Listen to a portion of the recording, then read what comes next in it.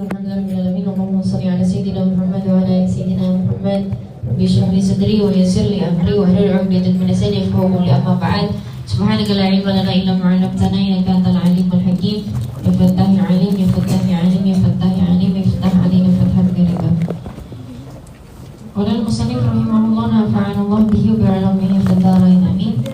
Faslun wa yanbaghi lil muridi an yakuna ba'da an-nasi 'anil ma'asi wal mahdhurat wa ahfazuhum lil fara'idi wal ma'murat wa ahrasuhum 'alal qurbat wa asra'uhum ilal khairat fa innal murida lam yatamayyiz 'an ghairihi minan nasi illa bil iqbali 'ala Allah wa 'ala ta'atihi wa tafarruqi an kulli ma yushghiluhu 'an ibadatihi.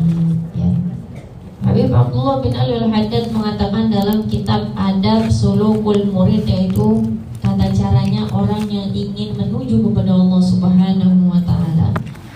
Dan seharusnya bagi orang yang ingin menuju kepada Allah adalah menjadi orang-orang yang paling takut akan maksiat wal mahdhurat wa ahfadhuhum lil faraidi wal ma'murat, dan menjadi orang yang paling menjaga segala sesuatu yang mendekatkan kepada Allah Subhanahu wa ta'ala.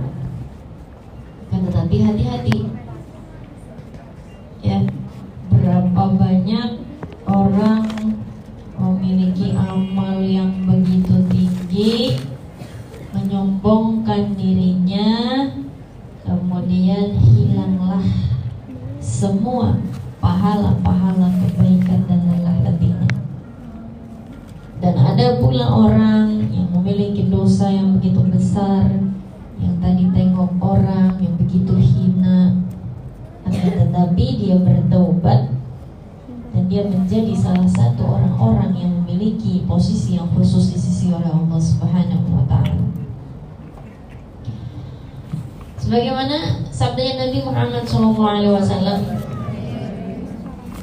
ada seorang yang taat hatta yakuna ma bainahu wa bainaha, ya, sampai jadi antara dia sama surga ini cuma sejengkal. Kayaknya nih pasti, kalau kita lihat nih orang pasti masuk surga.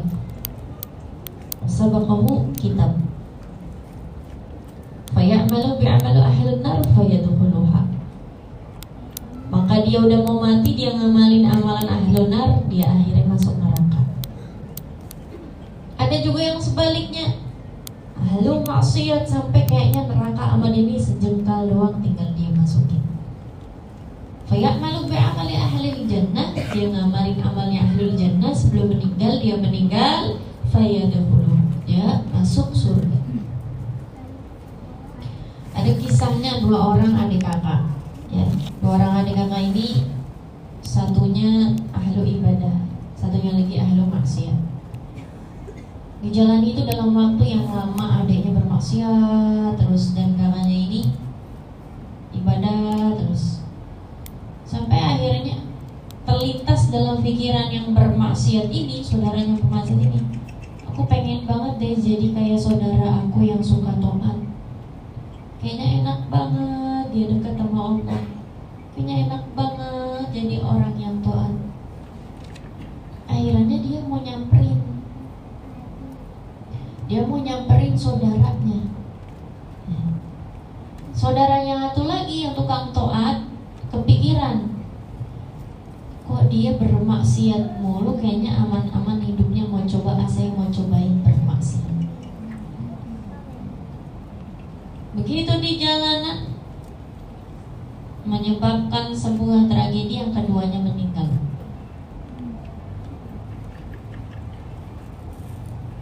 Akan tetapi karena niatnya si orang maksiat ini, dia pengen tobat, dia ditakdirkan masuk surga.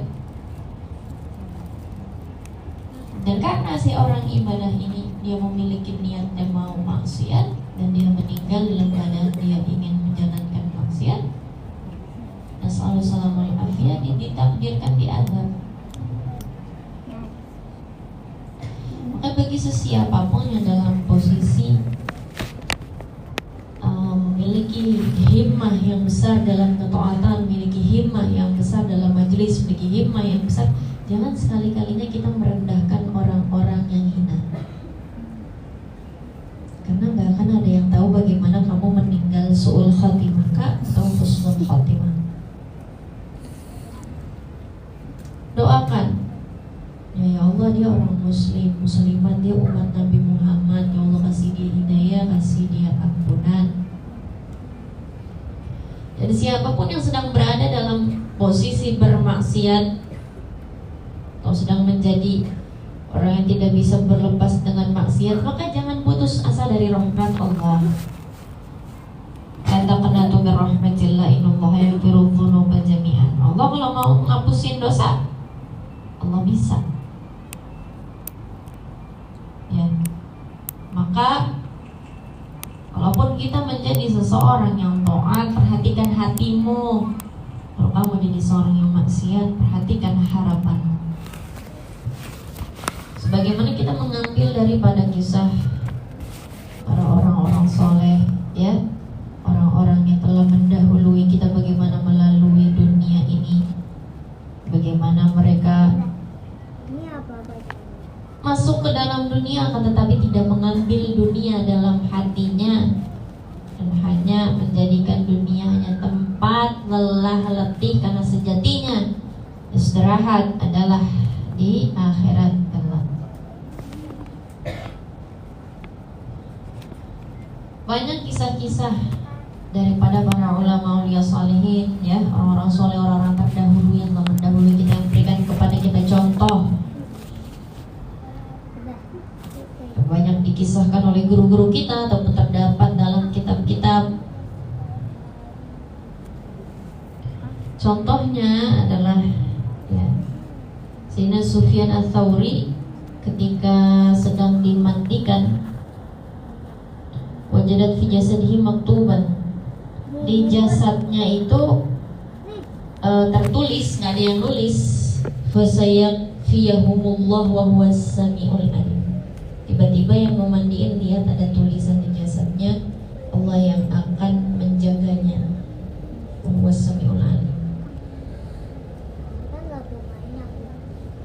Tapi dari mana mendapatkan posisi tinggi di sisi Allah Subhanahu wa ta'ala adalah bukan hal yang cuma rohah dan enak-enakan, jalan kesuksesan, jalan keberhasilan, ya imma zahir ya imma batin. Kamu mau jadi orang kaya, kamu capek. Kamu mau jadi orang yang di sisi Allah, kamu punya pangkat, kamu capek. Kenapa? Semuanya ujian. Kalau kita mau naik kelas, ada ikhtibar namanya ujian. Nah, kamu mau diangkat sama Allah, ya ada ujian. Ujian hidup. Belajar ikhlas. Kalau kamu mau diangkat, mau terus naik derajatnya di sisi Allah, harus sabar. Sabar terus naik atau nggak mau sabar diem di tempat. Semuanya ada pada pilihan kita. Waqala Atta, ya, malak itu Sufyan Ats-Tsauri ila bagian fakultu masya'nu wala akhafu an akuna fi ummil kitab syaqiyah. Ada seorang berkata selalu semasa hidupnya Sufyan Ats-Tsauri ini kalau ketemu sama beliau selalu nangis. Orang itu gampangan sedih, kan ada orang ya bawaannya cengeng, nangis, katanya hatinya lembut kalau begitu. Ya, katanya orang hatinya lembut itu banyak nangis. Nah, kalau hati kita keras, pertanyakan kenapa kalau kita susah nangis. Ditanya, kenapa sih ente itu sedih mulu? Dijawab, aku takut banget, aku ini termasuk orang-orang yang celaka. Gimana aku bisa senang kalau aku selalu ketakutan kalau takdirku menjadi orang yang celaka? Karena gak ada orang yang tahu takdir hidupnya dia. Orang-orang yang ketawa itu dibikin sama Allah lupa tentang kematian. Dibikin lupa. Kita kan lupa sama kematian, makanya bisa ketawa, bisa senang-senang. Coba kalau kita ingat kematian, kita ingat sakaratul maut, kita ingat bahwasanya dunia itu bukanlah tempat kita selalu bersama dengan orang-orang yang kita cintai. Ya imma kamu ditinggalin, ya imma kamu ninggalin. Semoga Allah husnul khatimah. Dan dikatakan juga annahu bata min awalil lail wa awza ila ba'dil fajr yatafakkar fil akhirah wal mitharu bi yadihi. Wa qala ibnu Wahab ra'aytuhu yusalli ba'dal maghrib thumma sajada sajadatan lam yarfa' ra'sahu hatta nudiya bis salat al-isya. Sufyan ats-Tsauri ini kalau lagi sholat maghrib, setelah sholat maghrib terus sholat sunnah, sujud nggak bangun-bangun sampai adzan isya. Sampai dibilangin sama orang, udah azan bangun ente. Saking nikmatinnya sujud sama Allah Ta'ala, sampai gak sadar ternyata dari maghrib udah azan isya. Kalau gak dibilangin terus sujud sama Allah. Ada orang yang naruh pala ke tempat sujud tuh berat, sampai kita tahu nanti kalau orang tua tuh kangen sama rasanya sujud. Ya, kalau kita udah tua, pala kita udah gak bisa nempel ke tempat sujud, ke sejadah, kangen kita sujud. Karena tempat terdekat seorang hamba dengan Tuhannya adalah ketika dia bersujud, ngadu, cerita, panggil ya Allah. Karena cuma Allah yang kita punya, wahai hadirin semua. Kalau kita nggak punya Allah, kita nggak punya siapa lagi. Dan kalau kita punya Allah, kita punya segala-galanya. Orang yang hidupnya bersama Allah cukup baginya. Hasbunallah wa ni'mal wakil, ni'mal maula, ni'mal nasir. Ya Allah, tolonglah segala hajat-hajat kami dunia dan akhirat. Sampai-sampai nih si Sufyan ats-Tsauri gak bangun-bangun, sampai dipanggil, woi, udah azan isya. Kadang beliau nih bengong mikirin, ya Allah gimana nanti nasib saya di akhirat. Itu dari malam sampai pagi, sampai fajar, sambil megangin siwak, ya Allah gimana saya di akhirat. Sampai orang-orang nih katain Sufyan ats-Tsauri, Sayyidina Sufyan ats-Tsauri itu orang gila, katanya gila. Sujud sampai isya nggak bangun-bangun. Ya. Begitulah dikisahkan banyak daripada kisah orang-orang ulama aulia illah as-salihin, bagaimana mereka memberikan kehidupan mereka untuk Allah Subhanahu wa ta'ala. Sayyidina Husain ketika ingin dibunuh, tahu bahwasanya umat Islam yang islamin orang-orang kan jibnya ya. Sayyidina Husain tuh pas mau dibunuh pakai jubahnya Rasulullah dulu. Terus Sayyidina Husain ini nangis. Terus didatengin sama saudara perempuannya, dia bilang, "Aneh punya saudara nih takut mati." Saudara perempuan ini, dia nangis takut mati. Katanya Sayyidina Husain, "Enggak, aku kesian sama orang-orang yang jahatin aku. Gimana nasib mereka nanti di sisi Allah? Kesian sama mereka." Nangisnya nggak tega ngebayangin nanti mereka gimana kalau sampai mereka masuk neraka, gimana mereka orang Islam. Jadi nangisin nanti orang-orang yang ngebunuh Sayyidina Husain. Tahu bagaimana. Ya, innallaha ashtara minal mu'minina anfusahum wa amwalahum bi anna lahumul jannah. Allah membeli dari orang mukmin dan orang muslim anfusahum wa amwalahum, harta mereka dan diri mereka dan jasad mereka Allah beli bi anna lahumul jannah, bayarannya surga. Yuqatiluna fi sabilillah, mereka berperang di jalan Allah, fayaqtuluna wa yuqtalun, ada yang mati, ada yang ngebunuh orang. Berangkat Sayyidina Husain, balik-balik kuda Sayyidina Husain pada keluarganya. Anaknya yang kecil teriak-teriak, anaknya Aba, pas keluar palanya Sayyidina Husain udah terpenggal. Balik tinggal badannya doang yang dipenuhi dengan panah. Cucunya Nabi langsung ya jaraknya dekat banget sama Nabi. Anaknya nangis dijerit-jerit ngeliat abahnya udah gak ada kepalanya, tinggal badannya penuh dengan panah. Segitunya disakitin, badannya penuh panah, palanya dipenggal. Nangisin orang-orang yang nyakitinnya, cuma takut mereka masuk neraka. Karena kenapa? Karena orang-orang yang mengerti betul apa itu hakikahnya dunia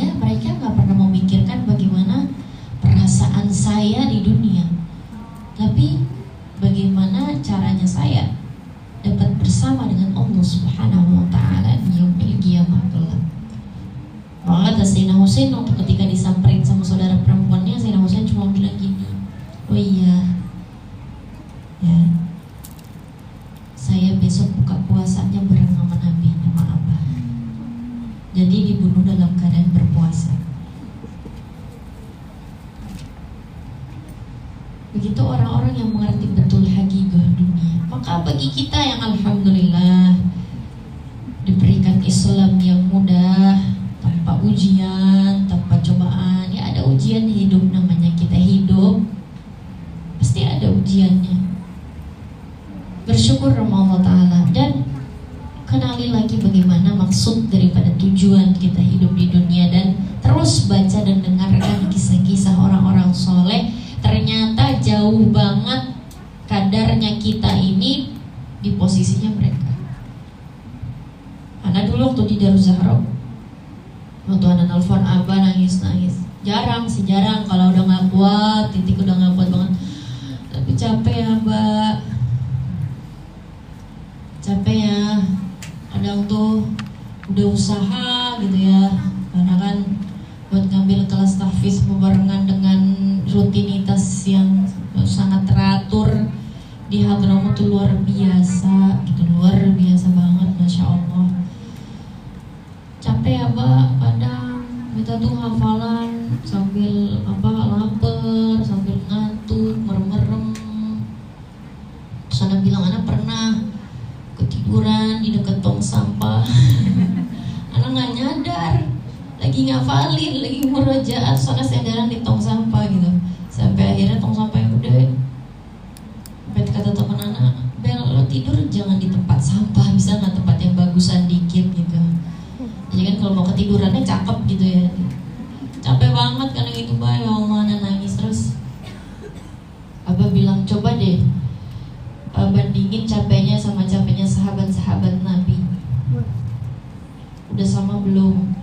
Udah menyerupai belum? Dan bagaimana capeknya mereka di jalan Allah fisabilillah, yang nahan lapar, yang nahan haus, bahkan tertusuk panah, tusuk pedang, berdarah-darah. Itu semua perjuangan sahabat-sahabatnya Nabi. Jadi perjuangannya kita mah belum seberapa. Oh iya juga ya, jadi iya juga, ternyata capeknya kita ini belum seberapa daripada ulama auliyaillah sholihin dan juga para sahabatnya Nabi yang merelakan seluruh jiwa raga dirinya untuk Allah, untuk Rasulullah, untuk Allah, untuk Rasul. Maka kita yang bisanya segimana, ya, yang bisa segimana, jadikanlah itu sebaik-baiknya amal kita untuk menuju kepada Allah, untuk menuju kepada Rasulullah. Ya Allah, kami hadir setiap hari ya di majelis ilmu, atau kami hadir dalam ibadah-ibadah yang telah Engkau fardukan ataupun Engkau sunahkan, khalisan, ikhlas hanya karena ingin mendapatkan cinta dan keridhaan-Mu dan kasih sayang-Mu ya Allah. Maka pandanglah kami semua dengan cahaya cinta dan kasih sayang dan keridhaan-Mu ya Allah. Siapapun yang hadir pada saat ini, semoga kita semua mendapatkan keridhaan dari Allah Subhanahu wa Ta'ala. Ya Allah, tidak ada kehidupan yang lebih indah kecuali menjadi hamba yang dekat kepada Tuhannya. Ya Allah, tidak ada puncak nikmat kecuali seseorang yang hatinya dipenuhi cinta akan Tuhannya. Ya Allah, tidak ada akan yang dapat mengalahkan sesiapapun orang yang dia selalu bersama dengan Tuhannya. Kau adalah kekuatan kami, Kau adalah penolong kami, Kau adalah penyingkir segala bahaya, dan Kau adalah pemberi segala nikmat. Maka tolonglah kami semua, insyaallah ta'ala. Dan juga Ana minta Fatihah. Ada yang lagi sakit ya, Fatihah Syifa buat Umi Aisyah binti Hashim Alatas, dan juga hadirin semua keluarga kita yang sedang sakit ya, semoga diberikan sehat afiat. Dan juga Ana minta Fatihahnya buat Sayyidi Ja'far bin Salim Al-Haddad. Allah kabulkan segala hajat-hajatnya di dunia wal akhirah. Allah mudahkan jalan rezekinya, Allah bantu segala keperluan dan hajat-hajatnya insyaallah, dengan berkahnya kita semua dan semua yang hadir di sini dibantu oleh Allah Subhanahu wa Ta'ala segala hajat dunia akhiratnya. Ala hadirin wa likulli dzan salih ala hadratin nabi bisirul asril al-fatihah.